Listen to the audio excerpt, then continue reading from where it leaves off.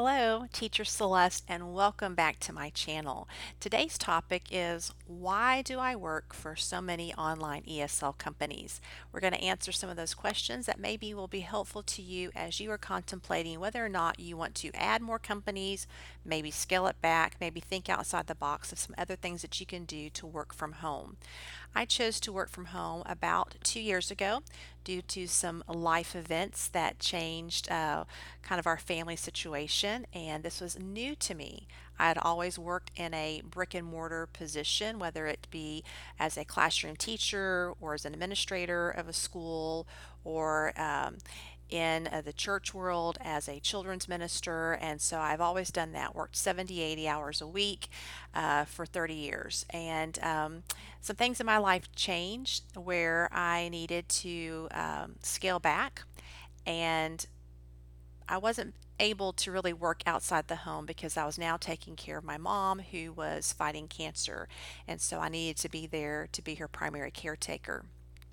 Since I've been working since I was 11 years old, I started my first babysitting gig at that point. Working outside the home has always been something that's been a part of my life. I don't have small children, don't have children, therefore never had the need or desire to stay at home. So I really became antsy that I needed to do something when my mother was feeling well, and so back in March of 2018, I began teaching online. This was in addition to owning my own Etsy business, doing independent contract work for a publishing company as far as writing, contributing articles for them. I also travel and lead conferences for preschool leaders, mentor new preschool ministers in their churches to help them establish a successful ministry within their church. So I do many different things. And so I have been teaching online for a year, absolutely love it. My primary company is QKIDS, and you will see many videos in my channel that will address specifically why I love QKIDS. In fact, if you will follow the link below to Christmas Cash, it will tell you specifically the base rate pay, their incentives, the minimum number of hours, etc., that you need to know in case you want to apply for QKIDS. So what I do is that every Sunday afternoon I look at my schedule. They have a wonderful phone app, and I can see what classes I've been scheduled for the following week. And once I get my schedule, then I fill in those spots with my other companies. So my second company that I work with is GOGO Kid. Now I added them back in the summer of 2019, and the reason why that their company was interesting to me is because they offered the same hours, some of the same hours that QKids does, but also they had different hours, so I could get in 2 classes prior to going into my QKids teaching platform. And I was able to do more classes in the evening because they do every 30 minutes, and QKids starts like at 8:40, 9:20, and so you miss a few 10 minutes there. And you only have 5 classes at night is what I'm trying to say. So those were interesting to me. So when I get my QKids schedule, if they have not scheduled me for a particular time slot, then I will open that additional time slot for GOGO Kid. So currently my schedule, and I'm in the Eastern time zone, is my first class begins at 5:30 a.m. for GOGO Kid. Then I have one at 6 o'clock for GOGO Kid. I finish that class at 6:30. Then I transition to the QKids platform, and my first class there is at 6:40, and I finish at 9:10. After that, I have about a 30-minute break, and then I get on to Cambly, and I also I'm available for about 2 hours there to do conversational English. Typically, in my experience thus far, has been older children, teenagers, and adults. And so by noon, I have completed my online ESL tutoring or teaching.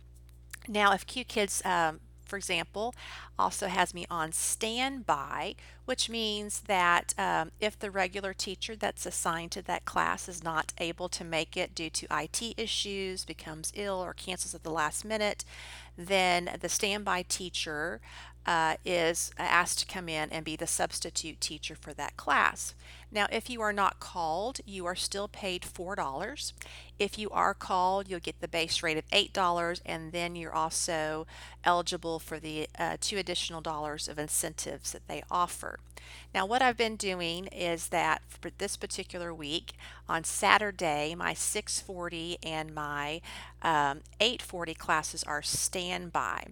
And in September, generally, we have seen a lull in students booking classes because they've just started school and their parents don't want to add too many things to their plate.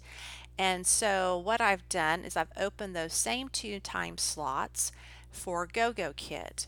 And now with GOGO Kid, you will know 24 hours in advance whether or not that class is booked.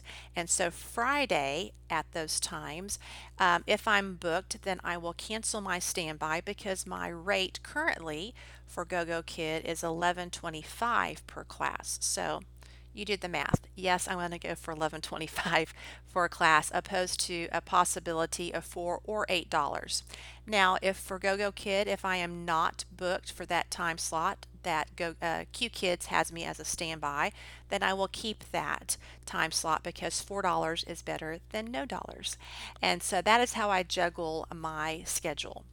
The reason why I began looking at because I have learned through recent life events that I will never put all of my eggs in one basket ever again. Especially if you're an independent contractor, it is better to have multiple things because each company has their times that they're very busy and then their slow period of time. For example, my writing contract. It depends on which contract I receive, but typically, like this year, my last writing assignment was due in February of 2019. So I've had all of this time that I have not been asked to complete a project for that particular publishing company. So then I just kind of ramped up my online ESL, my Etsy business, my consulting work during this time that I haven't had a writing assignment. Now, I'm supposed to be getting my new writing contract the middle of this month, and based on when those deadlines are, is how I will adjust my other things that I do as an independent contractor and consultant. Each of the online teaching companies have different hours. So, depending on what your family schedule is, especially if you have young children at home and you have to get them to school, or if you're planning to do this in addition to your brick and mortar job, you can look at those, and each of the companies offer different hours. As I mentioned, each company and each of the things that I do have different peak times. With every independent contractor, you're not an employee, you are contracted, therefore, you're not guaranteed any set hours, and so you want to make sure that you have multiple things to be able to keep the income that you're wanting to bring into your family. Each company offers a different pay rate. Again, check out my Christmas cash video to learn about the QKids pay rate. For GOGO Kid, because of their monthly credit score, I'm up to $11.25 per class. And so I want to make sure that I'm getting a lot of those classes, especially on Saturday night. I will open up 9 to midnight just for GOGO Kid because I'll be paid more than I would for QKids. Also, you are paid at different times. Generally, I receive my online money from QKids about the 9th of the month. Now, that varies from person to person, depends on your bank and how it's transferred and how quickly they can get that in. But for me personally, I get paid by QKids no later than the 9th of each month. You're paid for 1 month. Once a month and for the month prior. So this is September 2019. So what I'm receiving, what I received yesterday is what I made for the entire month of for August.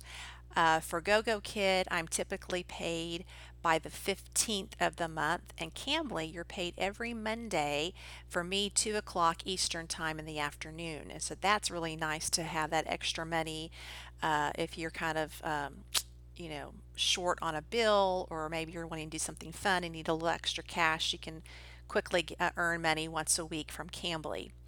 Also, I like the change of pace.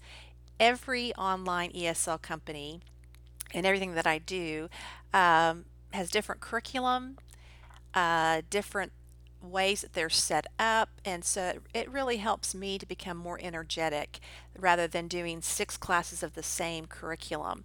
And so my 2 classes in the morning with GOGO Kid, it's a different type of curriculum, it's a different type of teaching than my QKids, and so I find that I can keep and maintain a very high energy level all morning long, opposed to if I was teaching the same curriculum for the same company back to back classes. That's how I roll. You may be different. Also, each company provides different training. Therefore, I have gleaned things from each company that I feel makes me a better teacher and makes me more marketable to parents to choose me as their child's teacher.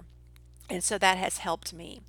In addition, it generates more cash. As I mentioned, every company pays you differently and at different times of the month and the year. For my independent contracting work, I'm paid once a quarter after I turn in my big project, and so that helps me budget for the year and what our family is needing to meet certain financial goals.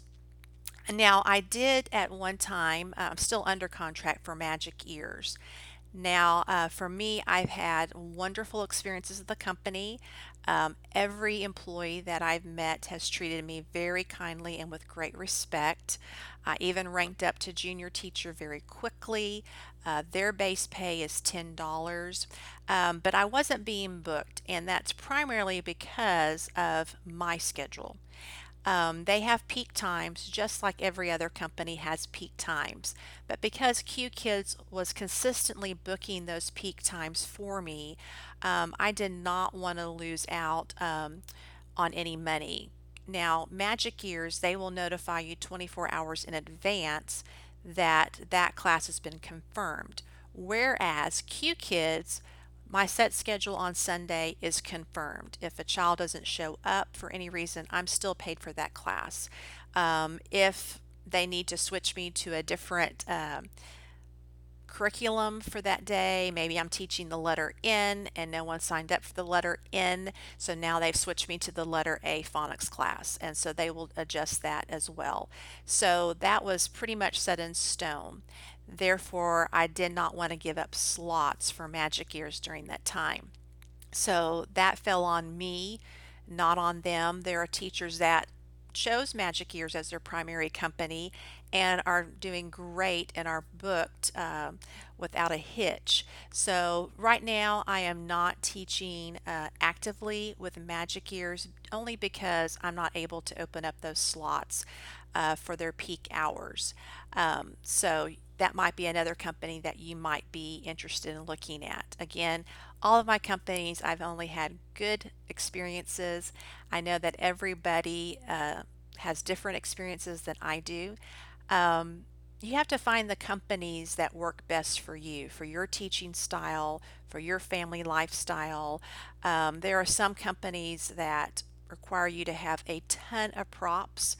However, with GOGO Kid and QKids, there's not a strong requirement on that. GOGO Kid does ask that you use 2 physical props for every class. QKids, they do ask you to use props, but things that relate to the lesson, but they don't have a set number. Cambly is just speaking with adults, so you don't have to do that. So you choose the company that is best for you. And these are the reasons why I have chosen multiple companies. Um, I hope that this is helpful if you are trying to decide whether or not to add additional companies. If you have any questions whatsoever, please contact me. I've included my email address and I will be glad to answer any questions about any of the companies that I work with. Also, I can't even talk right now. I have included, that's what I'm trying to say, I have included all of my referral links to the companies that I have mentioned. In case you are wanting to apply for those companies, I would be happy to mentor you through the application process. I've also included a link to a TESOL certificate. The rules and regulations in China has changed. Therefore, you will need to have an ESL certification. Currently, the one that I have listed is being accepted by all of my companies. This may change in the future, but as right now, September 2019, this ESL certification is being accepted, and it's very doable. You can do it within a week. Also, if you use a Groupon, you can get it very inexpensively. So I've included that link that you can get at a discounted rate. You also do need to have a bachelor's degree. It does not necessarily need to be in teaching, but they are requiring that you have a bachelor's degree. If you have one in teaching, that will probably get you to the top of the list to be hired. Only because there are things that are changing in China. So I hope this is helpful. Again, if you have any questions, make sure that you shoot me an email, and I hope that you have a great day. And until next time, happy teaching.